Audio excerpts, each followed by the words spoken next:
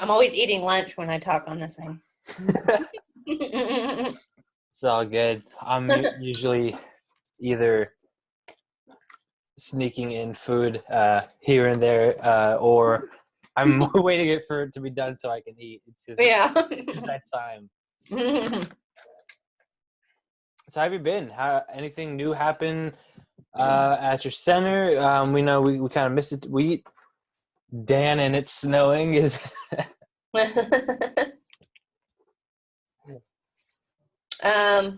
Let's see. I've got a class coming up. I teach somatic movement classes, so that's coming up this weekend.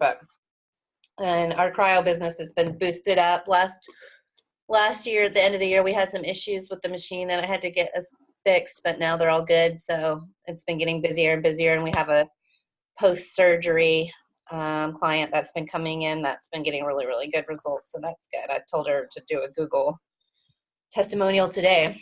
Mm-hmm. That's awesome. You have, how many machines do you got? Just the one whole body? Yep, just one.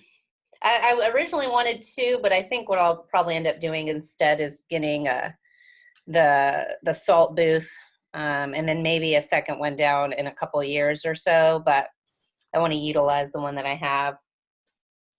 Yeah, have you actually done the aromatherapy or the salt room therapy yourself? Yeah, we used to have a place out here called Salt Caves, where it was like only salt treatment. So they would have like the room that you sat in, and it kind of put it through the air where you were in it with multiple people. And then they had one that was like all the Himalayan salt granules, and then it was like a kids playroom, which I heard was really good for like autistic kids and kids with allergies. Mm-hmm. And then they had a couple different booths. So I had really good results with pneumonia and allergies. So, and then that place closed. So there's actually not another place out here right now that does it. They closed just for personal reasons. They had a lot of sad people.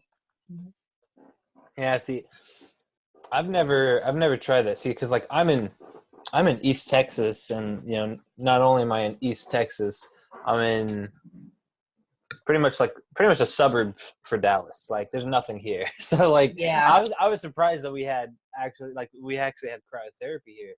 But like I've been wanting to do salt room aromatherapy for a while. Mm-hmm. As well as flotation therapy. That excites me. Yeah, the flotation I've done too. And I might get one of those in the future, but they're not as like therapeutic on the same level. They're like more like I'm more driven towards pain and injury and athletes that I feel like is a bit more like inflammation, pain, spa, and relaxation, you know? Yeah, it's way more of a stress reliever than it is pain relief. Mm-hmm. Mm-hmm. But how about you, Dan? It's snowing. What happened? Your name is snowing. It's hailing. It's a mess.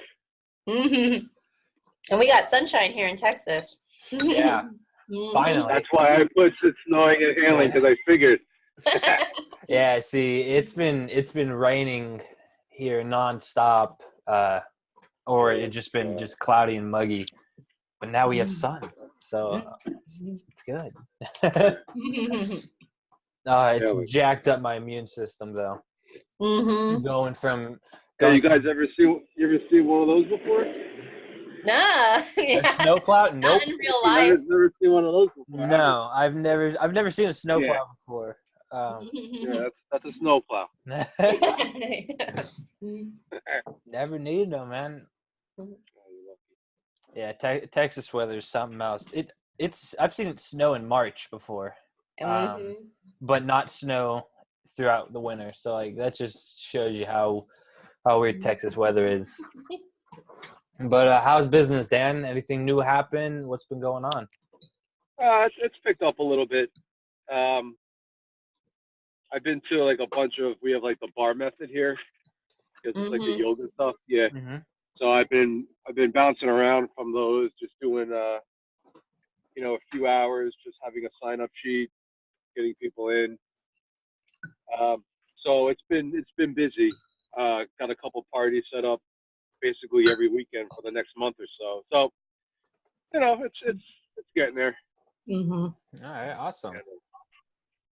What about you down there, Jen? It was your happy birthday. It was her birthday the other day. Yeah, it was good. Yeah. It was Right, good. that's good. All right, good.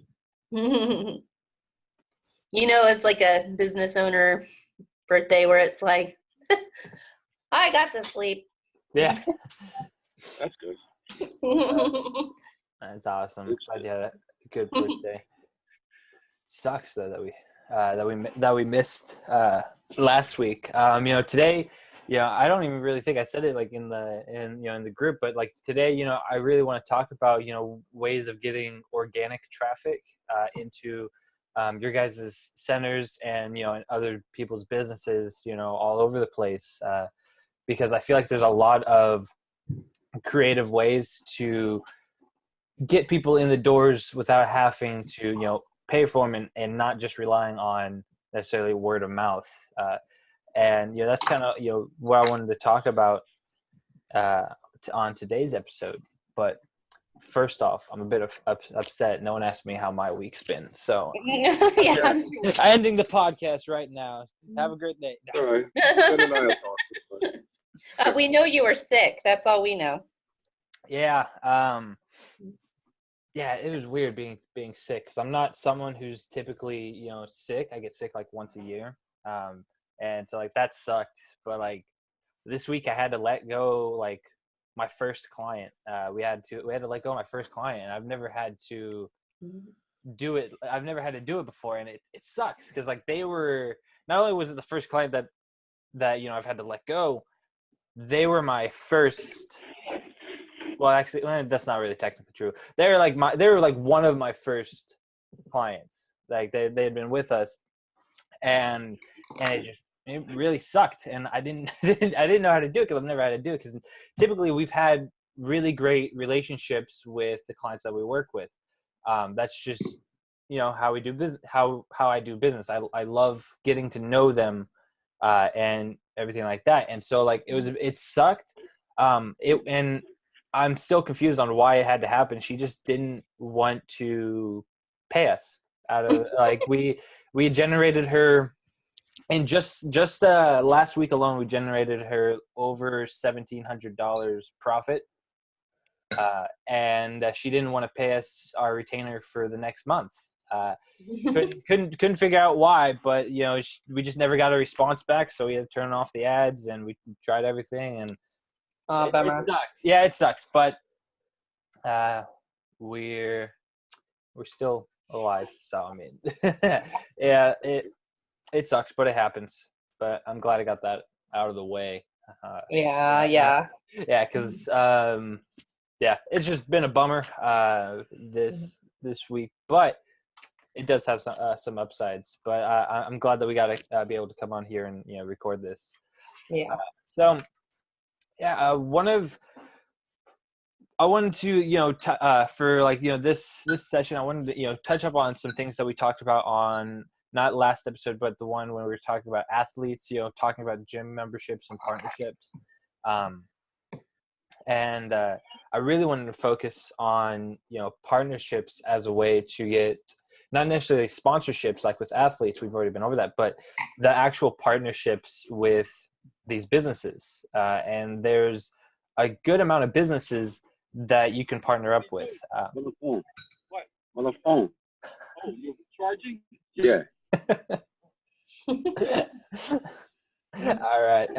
But so like actually here, let's stick with the typical theme. Before I go into mine, are you guys partnered up with any like businesses that you guys mutually benefit off of, like any local businesses? Mm-hmm. Like I know Jennifer, you're partnered up with like the some athletes, but are you intertwined with any gyms, any hair salons, or not really hair salons because you're more of the physical pain relief, but what kind of businesses are you partnered with, and how does that typically work for you guys? I will tell you that's probably our strongest referral base, and really where we get the most out of our time. Uh-huh. So what I kind of do is I create like partnerships in the 3 towns around us. So we have like where we're at, because there's like that whole thing where people don't want to drive a certain distance. So I'll have like the gyms, the chiropractors, acupuncturists, personal trainers. And then when you go into like even like the gyms, we'll have like a CrossFit gym, Bar Method is one of ours, a yoga studio, couple personal training gyms you can go with, because what I tell people is not everyone matches well with everybody. So there's a personal training gym that's, hardcore and gets results for shows. And there's another one that's rehab facilitated. And then there's another one that's driven towards women. So you can find all the subcategories in the gyms, and do it that way. But then with my doctors and physical therapy clinics. So, and basically just have a list of about 6 or 7 types of businesses. And then I just have my core people in each one, and then we refer throughout. So like even we're having a 5-year anniversary in March. And like I reached out to, I guess I froze, but I reached out to my chiropractors, and I have one that's teaching a class, and then one that's in the other city that's raffling off something. So I'm still able to connect with all of these and keep kind of like, what my whole thing is like, I work with several chiropractors, but I have one in each city. So they're like, oh, that's fine. I mean, I understand our clients don't want to drive too far either. So it keeps everyone happy without being like, well, why are you working with this chiropractor and this chiropractor, Right. I like that. And that makes sense. Cause you're kind of located like right in the middle of these 3 cities, right? Where are you guys located actually? We're in Colleyville. So the groups around us, that I really focus on is like Southlake, Grapevine, and Bedford, which are the ones that circle all around us. So, but they each have their own specialties. Like Grapevine's really big on tourism. They're the ones with all the festivals. So I learned pretty quickly, don't spend a lot of time there, because a lot of their economy is driven towards people that don't spend a lot of time there. I didn't join their chamber. I joined their chamber and then decided not to. And then Southlake is a different set of people. So you just kind of figure out what each town is. Right. All right, awesome. So you just have, what you're doing is you just formed a referral network, just like a net of referrals. Yep. And some of those we offer discounts to their clients and their students. And then others that I may barter with a personal trainer, and then she refers to me. And then others I don't do anything. We just have we go to all the local events together. So we just end up becoming friends. So it's just right. Like the ones that are kind of outside of the city, I don't do as much of the bartering and discounts, because, they're a bit harder to get people over. So it might not necessarily be, necessarily worth it, since it's so difficult to get someone, that far out. Yeah. All right, awesome. So but for the people that you do have, these deals with, these discounts, what kind of offers do you, have with these clinics? Like a $25 off a package or $15 off a package typically. And that is usually sometimes not even on the cryo. It's usually a massage.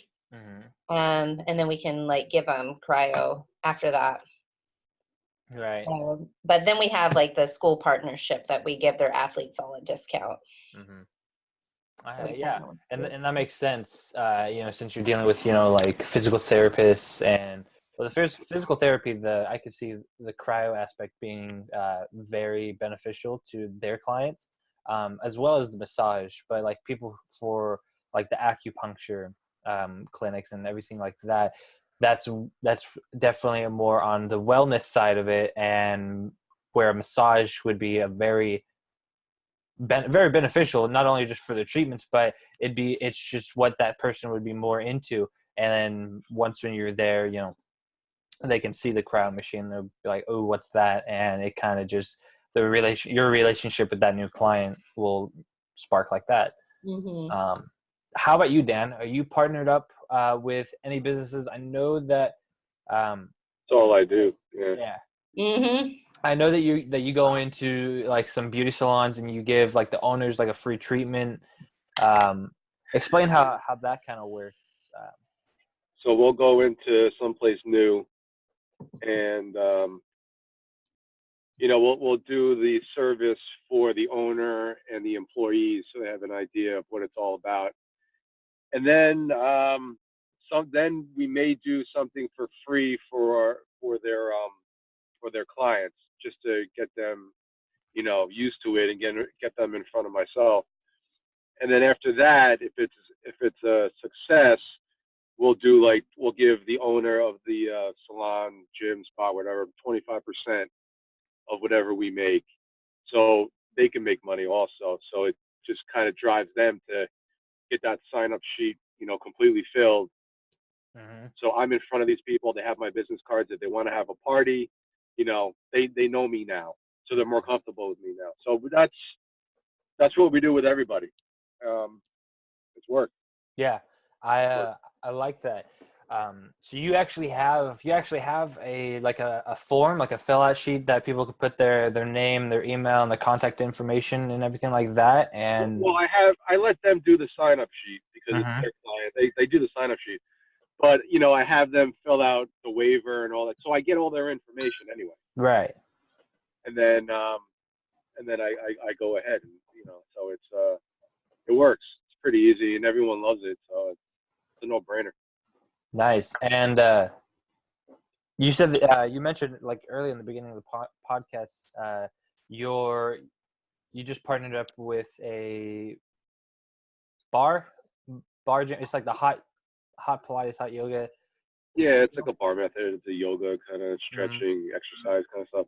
Yeah, they have them all over here. They're everywhere. Yeah, so, we have them too. They're a franchise. Yeah, so they're easy. They love it.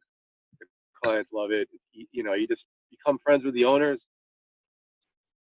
The relationship with them, and like I just was in Hoboken, which is right across from New York City, and I was there on Saturday, and then they booked me again for next month. So it's, and then I have a salon I'm going to. They all love it. It's unbelievable. Mm-hmm. It really, it's a layup. All right, awesome. And how are you getting in front of these owners? Like when you're first starting a relationship, do you typically target these places that just open up, or do you just notice them drive by, or do you sit down at night and you pull up a Google map of all the hair salons and go day by day? I just use Instagram. Use Instagram? But I just send out my my copy and paste, and then someone responds, and then then I'd say, hey, I could drop by with some some business cards or whatever, and that's how it happens. A lot of the times it's just on Instagram, and people are just like, all right, come on in. Okay, no problem. Nice. Yeah. I like that. And are you having these salons that you're partnering with? Are you having them post anything on Facebook or Instagram? Yeah, they do it while you're there. They do it. Like for instance, on Sunday, I just was laying around. I wasn't doing a single thing, and someone I guess who I'm following on Instagram was doing like a live video or something, and so I just hopped on the video. There was only like 2 people on it. So then she was talking about something that has nothing to do with anything, and I just was like, how about having a cryofacial party? And she was like, oh my god, I love it, blah blah blah blah blah blah. And then 10 minutes later, she sent out something to her friends about having a cryofacial party for this coming Sunday, and that's how it started. It was easy. Mm-hmm. Okay. That's I great. didn't do anything. That's awesome. I like that. Yeah, those videos are funny when there's not a lot of people on it, so they can actually read what you're writing. Mm-hmm. Right. As opposed to someone famous that you turn it on and there's like 10,000 people already. Yeah. Yeah, and the chat's just scrolling by at 60 miles per hour. That's a waste of time. Yeah, I like that. When these people go live, are you specifically like following them for any reason, or are you just following as many people in your area as you can? I'm just following as many people as I can. All right. It doesn't, Right. Yeah. No, that's good, because the more people that you follow, obviously, the more people are going to follow you back. I would just be careful not to follow too many people and get shadow banned. I don't know what that means. Pretty much what that means is if you follow too many people at one time, like if you sit down, you send out like 50 to like 100 follow requests to so many people. Instagram Instagram will say, hey, you can't be doing that. Or they'll straight up, I don't know exactly what the order of the consequences are, but they could either shadow ban you, which is where they pretty much don't let you post, or they limit your posts to where no one sees them. Then there's temporary bans, which means you can't use Instagram for a set amount of days, and then there's the permanent ban, which disables your account. But they were not going to do anything like that for following too many people at one time. They just send these warnings out in case you're like a bot. In case it picks you up as a bot who automatically follows 100 people in like 2 seconds, stuff like that. And because they think that you're either some bot trying to I don't know, get people to click a link and go to some virus website or whatever the case is. They just don't like them. And Facebook's actually the same way, except a lot more strict. I think like you can only follow like 35 people on Facebook a day before it'll ban you. Wow. Yeah, I've actually gotten that warning before on Facebook. But like that's just because that's because I had just gotten into the cryotherapy like industry, and I didn't know anyone, and I was in these Facebook groups, so I was like, yeah, I might as well, why not? So but I've toned it down obviously since when I first started. But that's very interesting that you just got a cryofacial party just by a simple comment on Instagram. That just really shows. And Instagram is definitely the best way for organic traffic, in my opinion. Facebook, actually for you, Dan, Instagram would probably just be best all around, simply because your demographic is more along the lines of Instagram's users. But just posting on Instagram is way better for organic traffic than Facebook. Facebook will ever be, because Facebook will only show 8% of your following what it is you're actually posting. It might actually. Is it better to post a video or like a picture, or what's the best way? For organic traffic, okay. So for organic traffic, Facebook and Instagram, videos are the best way. Period. Even for ads, for the most case, because they get the most engagement. If your video is engaging, then it's going to get more likes, it's going to get more shares, it's going to get more comments on it. But it has to be engaging. If it's just like some slideshow or anything like that, it isn't going to get much traction. It's not attractive. But if you're asking questions in the videos, if you're showing them off your actual treatment, the actual process of it, a video like that would do very well because it's interesting. Same thing for you, Jen. Like if you posted a video of someone getting a massage, like a high quality video just shot on like an iPhone or something, if it looks good, if someone getting a massage, people are going to be like, ooh, I need to get a massage. And then they'll tag their friend, say, we need to go and do this. Like with you, Dan, she messaged the girl that you hopped on the Instagram live. She messaged her friends, and they all just set up a party. It's a snowball effect. And when people engage, like for Facebook's really good, because if they share your post, then more people see it, and it's just a great source of organic traffic. Whereas for Instagram, people will either share it on their story, but that's not very likely. But what happens a lot of time is someone will tag a friend. And you can get people to do that by saying something like, tag a friend who needs to see this. Something as simple as that at the end of, whatever text it is that you're putting is going to get someone to tag their friend, because the video, it was interesting, and then the copy, it told them to do it. So they're like, yeah, I actually know, my friend John or, Kim really needs to see this. And I do that all the time myself. I'll be on Instagram and I'll see a cool video and I'll be like, oh, okay, I know exactly who needs to see this. And I'll either share it to them or I'll just tag them in the post itself. So like Instagram is super powerful for organic traffic, a lot better for younger demographics, but also Facebook is really good for the older demographics. It's just that the algorithm on Facebook it really hinders organic traffic. It really, and then it every single time you post, it says, congratulations, your post is doing 80% better than other posts like this. It'll do even better if you just for like $5 boost post now, and that's just a huge waste of time. Not really time, but money to an extent. If you're doing a boosted post to get engagement, that's fine.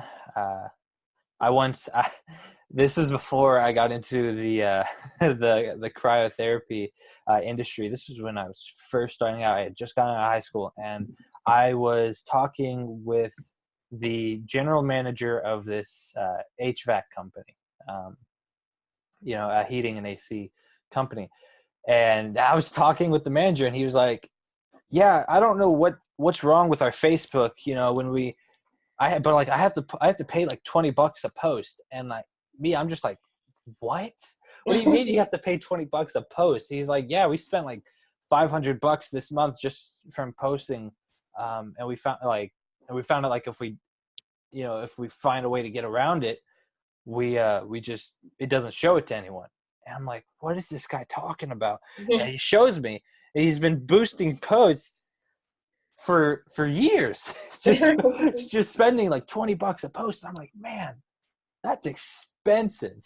Just for boosting posts. I mean, that's because if you don't know, like they were all older, they were inexperienced on Facebook, and so they thought that you had to boost a post for a business. You had to boost your post if you're posting on behalf of a business. That's what they thought. That's funny. And it was just insane. He was like, well, yeah, but when I do post, it shows it to like 8,000 people. And I was like, yeah, okay, well, how many of those people that saw it, liked it? Oh, well, we got 20 likes on it. And I was like, yeah, and how many of those people turned into customers?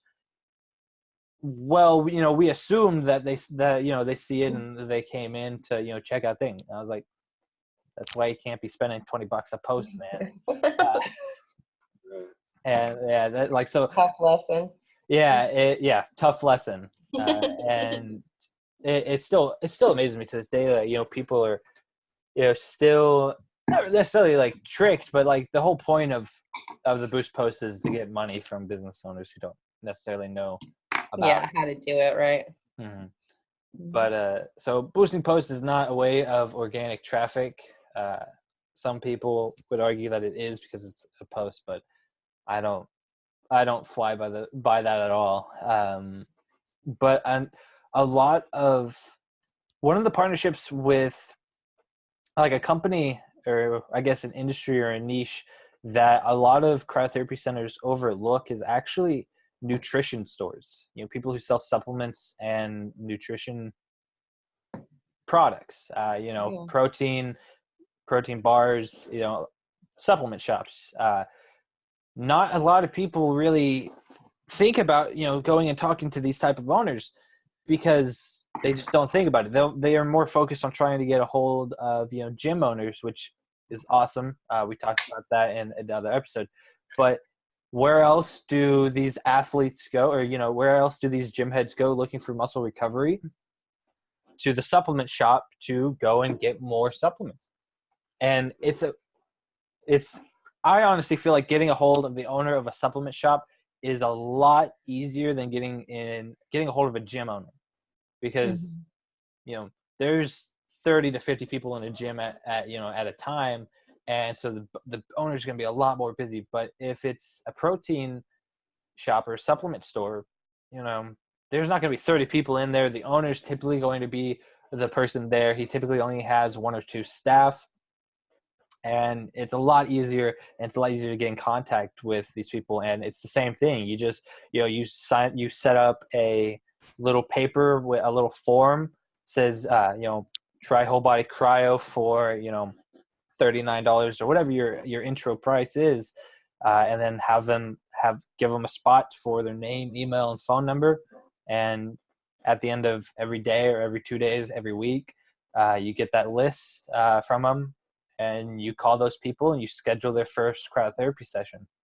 And that's like a hugely underrated source of organic traffic that no one's thinking of. And, you know, I hope that, you know, you guys and the people listening to this seriously take advantage of that. I actually thought of another one today. I've known about the supplement shops for a while, but I thought of a new one earlier today, but I didn't write it down, so I forgot it. But I'll probably be posting about it once when it pops back in my head.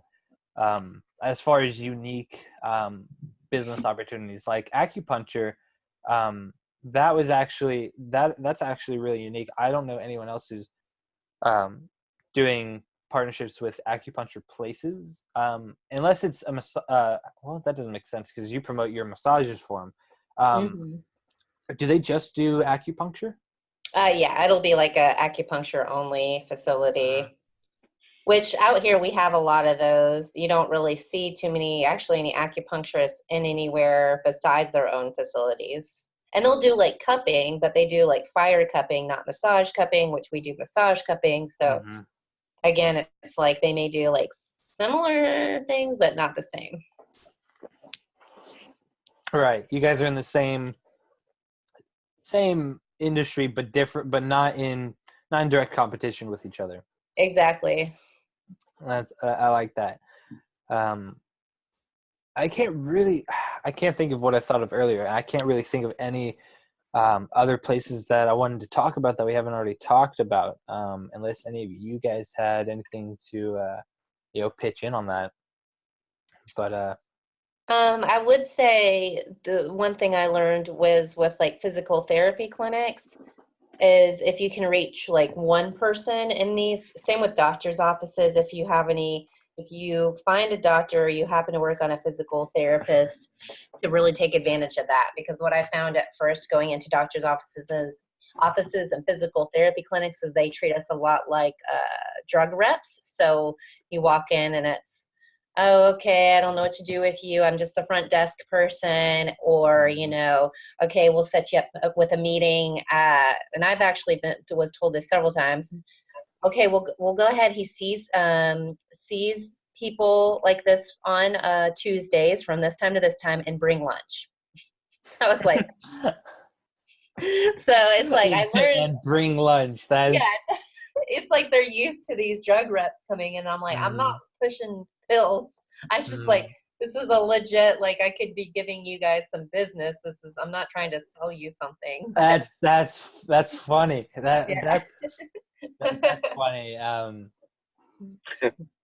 I like that. Because people going door to door. Yeah, that is one thing though that I like, that the thing about clinics, doctors, if you're doing a partnership with that, is they know other doctors. That's who they hang out with. So like if you get in with one, they'll and if it's applicable for your area, they'll refer you to other people. If they have a friend who has like if you're talking to a chiropractor, they will typically know another chiropractor on the other side of town or something like that who's their friend, and that's perfectly fine. You're both on the opposite ends of town, and you're right there in the middle, and it works great. Mm-hmm. And that's a great way to, get in with other businesses is, not only just referrals for a client yourself, but referrals for other business partners, in business relationships. Mm-hmm. Yeah, I have an orthopedic surgeon I work with that he then was like, oh, I know this doctor. He needs to come in and see you. And it's like, okay, yeah. Send him over. Yeah, you give me the main guy, then he learns about it, and then because I hear all the time, oh, I told my doctor about you, and he wants your card. I get that all the time, but the follow up and the follow through is a different story. Mm-hmm. I don't get to talk to him directly because it's like the doctor's asking for my card, I'm not able to get his direct line. I get the before.